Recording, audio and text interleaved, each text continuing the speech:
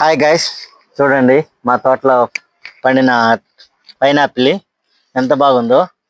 ఈరోజు అయితే బాగా కాయ కలర్ కూడా తిరిగింది. చూడండి, కోస్తున్నాను.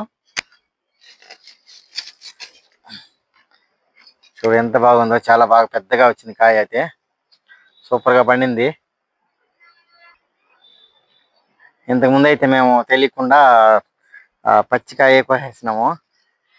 ఇప్పుడైతే బాగా కాయ పక్కానికి వచ్చింది. చూడండి, దీన్ని కోసిన తర్వాత దీని టేస్ట్ ఎలా ఉందో చెప్తాను. కానీ మనం మార్కెట్లో కొనేదానికంటే మన చేతి నుంచి పండించిన కాయ ఆ రుసే వేరు. చూడండి, చెట్టు బరువుతో వాలిపోయేటప్పటికి కాయ మామూలుగా ఇట్లా ఉండాలా, బరువుతో వాలిపోయేటప్పటికి ఇది వచ్చి ఇట్లా వంపు తిరిగింది.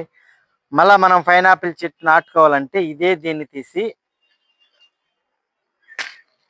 ఇప్పుడు దీన్ని కింద ఈ రెబ్బలు ఒలిచేసి దీన్ని అట్నే మళ్ళీ భూమిలో చెక్కినామంటే ఇది మళ్ళీ పైనాపిల్ అవుతుంది. మళ్ళీ చెట్టు బాగా మళ్ళీ సంవత్సరం తర్వాత మళ్ళీ కాపునిస్తుంది అనమాట.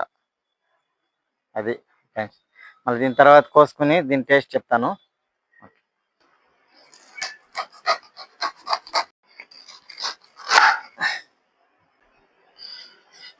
దీంట్లో అయితే ఉప్పు మిరప్పొడి చల్లుకునేసినాము టేస్ట్ కోసం.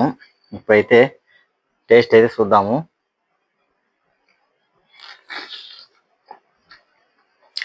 సూపర్, తీయంగా, ఉప్పంగా, కారంగా,